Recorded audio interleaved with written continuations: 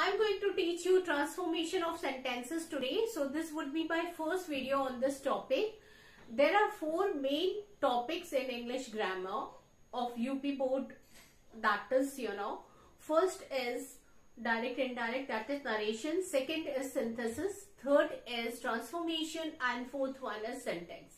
So today I've taken third one, that is transformation of sentences, and this would be my first video on this topic.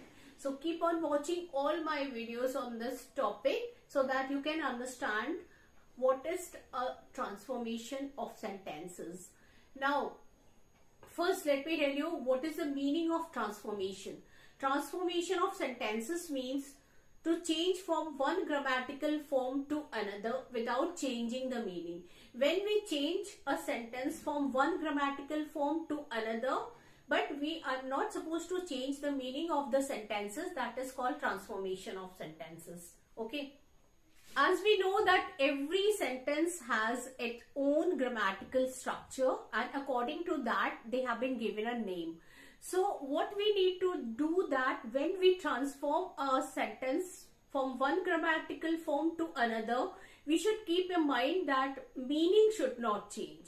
Meaning should remain the same, but only sentence structure will change. Okay.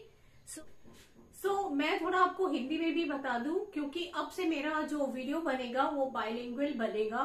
मैं नहीं चाहती कि मेरे जो बच्चे English पूरी तरह नहीं समझते हैं उनको दिक्कत आए. तो इसके लिए मैं बता दूं कि आज से हम ट्रांसफॉर्मेशन शुरू कर रहे हैं, और ट्रांसफॉर्मेशन का मेरा ये पहला वीडियो है.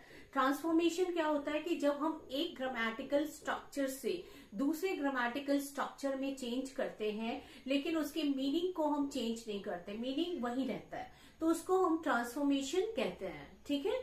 तो here I've taken 3 sentences and let's see how these sentences work in a sentence.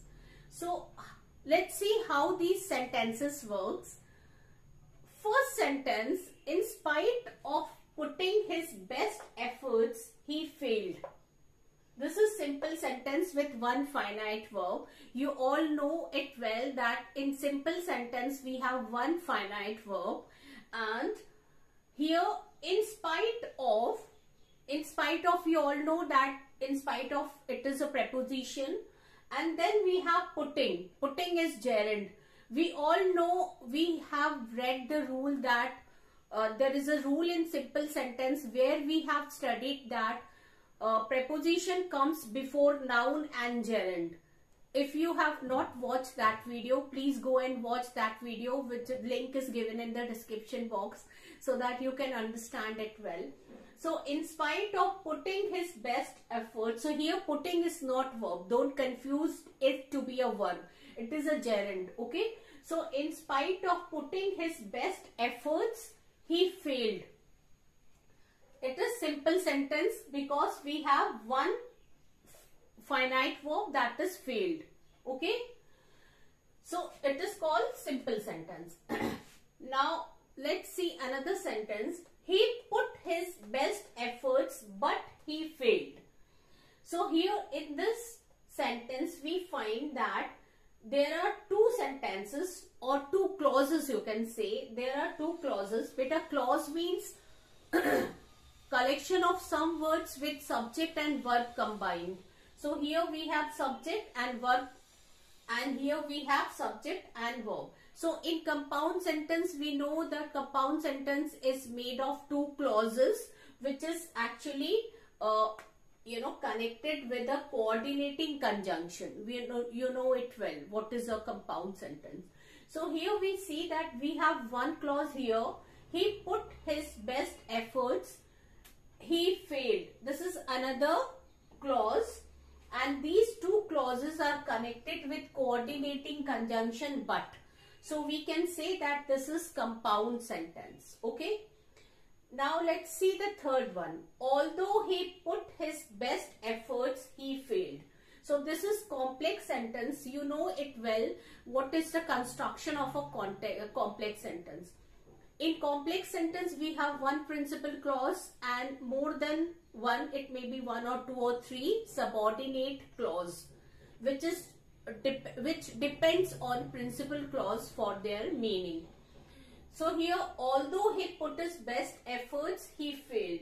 So this part is depending clause starting with subordinating conjunction although. Although he put his best efforts, because we are not getting the right meaning until we add it with principal clause. He failed. So this is principal clause, he failed. Although he put his best effort, this is subordinating clause depending on principal clause for its meaning. As we know, in complex sentence there is one principal clause and more than one or two or three subordinating clause, starting with subordinating conjunction. Here we have although, this is subordinating conjunction. So this is, complex sentence. So first is simple sentence, second is compound sentence, third is complex sentence. My intention is to show you that these three types of sentences, though their structures are different, but they carry the same meaning. They have the same meaning. In spite of putting his best effort, he failed. In Hindi, अपने best effort डालने के बावजूद वो fail हो गया. दूसरा, he put his best efforts but he failed. उसने अपने बेस्ट एफर्ट डाले परंतु वो फेल हो गया. और तीसरा, although he put his best efforts he failed. यद्यपि उसने अपने बेस्ट एफर्ट्स यानी सारे प्रयास डाले फिर भी वो फेल हो गया. तो ये है ट्रांसफॉर्मेशन. ट्रांसफॉर्मेशन का मतलब एक ग्रामेटिकल फॉर्म से हम दूसरे ग्रामेटिकल फॉर्म में जब चेंज करते हैं और मीनिंग उसका चेंज नहीं करते तो उसको ट्रांसफॉर्मेशन ऑफ सेंटेंसेस कहते हैं. थोड़ा हम हिंदी में आपको बता दें कि ये जो पहले वाला सेंटेंस है, in spite of putting his best efforts he failed. In spite of, ये एक प्रेपोजिशन है और प्रेपोजिशन के बाद जेरेंड. आपको जब मैंने सिंपल सेंटेंसेस के बारे में बताया था तो उसमें एक रूल बताया था कि नाउन और जेरेंड के पहले प्रेपोजिशन का आना. तो मेरे उसमें 4 वीडियोस बने हुए हैं कि जिसमें नाउन और जेरेंड के पहले प्रेपोजिशन किस तरह आता है. उसको आप मेरे डिस्क्रिप्शन बॉक्स में मैं लिंक दे दूंगी, उसको देखिएगा अच्छे से. तो इन स्पाइट ऑफ, तो इसीलिए इसको ये मत सोचिए कि ये जो है ये वर्ब है. पुटिंग वर्ब यहाँ पर नहीं है, ये जेरेंड है और उसके पहले एक प्रेपोजिशन लग गया तो ये बन गया जेरेंड के पहले प्रेपोजिशन. तो इसमें वर्ब कोई भी नहीं. लेकिन यहाँ पर जो है ही फेल्ड एक फाइनाइट वर्ब है. तो in spite of putting his best efforts he failed, ये एक सिंपल सेंटेंस है जिसमें एक फाइनाइट वर्ब है. दूसरा वाला, he put his best efforts but he failed, जैसे कि हमको पता है कि कंपाउंड सेंटेंस है ये, और कंपाउंड सेंटेंस में 2 क्लॉजेस रहती हैं, दोनों प्रिंसिपल क्लॉज रहती हैं और एक कोऑर्डिनेटिंग कंजंक्शन के द्वारा दोनों प्रिंसिपल क्लॉज जुड़ी होती है. क्लॉज क्या होता है? कुछ शब्दों का समूह जिसमें सब्जेक्ट और वर्ब दोनों रहते हैं. इसमें भी देखो subject and verb, he failed. इसमें भी सब्जेक्ट और वर्ब, ही पुट हिज बेस्ट एफर्ट. तो 2 प्रिंसिपल क्लॉज होते हैं, दोनों एक दूसरे के ऊपर डिपेंड नहीं करते हैं, दोनों स्वतंत्र होते हैं और एक सब कोऑर्डिनेटिंग कंजंक्शन के द्वारा दोनों जुड़े होते हैं. तीसरा जो है ये है कॉम्प्लेक्स सेंटेंस. कॉम्प्लेक्स सेंटेंस में एक जो सबऑर्डिनेटिंग क्लॉज होता है यानी आश्रित उपवाक्य होता है जो कि मुख्य उपवाक्य के ऊपर डिपेंड करता है, प्रिंसिपल क्लॉज के ऊपर डिपेंड करता है अपनी मीनिंग के लिए. तो although he put his best efforts he failed, तो यहाँ पे ही फेल्ड जो है ये प्रिंसिपल क्लॉज है और ये although he put his best effort जो है ये सबऑर्डिनेटिंग जो क्लॉज है ये प्रिंसिपल क्लॉज के ऊपर डिपेंड कर रहा है अपनी मीनिंग के लिए. सबऑर्डिनेटिंग क्लॉज हमेशा सबऑर्डिनेटिंग कंजंक्शन से शुरू होता है जो यहाँ पे स्टार्टिंग में हम रख देते हैं, जिसको ऑल्दो, या सबऑर्डिनेटिंग क्लॉज को हम बाद में भी रख सकते हैं, पहले प्रिंसिपल क्लॉज फिर सबऑर्डिनेटिंग क्लॉज.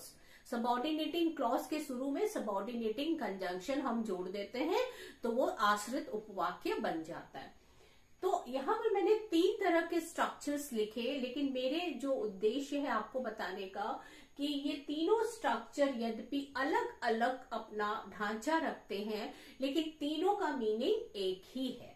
ठीक है, और हम 2 एग्जाम्पल दे रहे हैं, आप देख लीजिए तो आपको समझ में आ जाएगा कि एक्चुअली ट्रांसफॉर्मेशन क्या होता है। तो मेरे पहले वाले वीडियो में यानी आज के वीडियो में हम सिर्फ आपको ये बताएंगे कि ट्रांसफॉर्मेशन एक्चुअली क्या होता है, और उसके बाद हम अलग अलग सेंटेंस स्ट्रक्चर्स को लेके हम वीडियो बनाएंगे और आपको बताएंगे कि किस तरह से हम जो है ट्रांसफॉर्मेशन करते हैं। Now I have taken 2 other sentences. Everyone wants to be loved. This is first sentence. Who does not want to be loved? This is second sentence. So first sentence we see this is called assertive sentence because we find that there is a subject in it. And second sentence is starting with WH word and it is an interrogative sentence. Okay. So this is sentence is used to ask question. But actually these 2 sentences carry the same meaning. Everyone wants to be loved. Who doesn't want to be loved?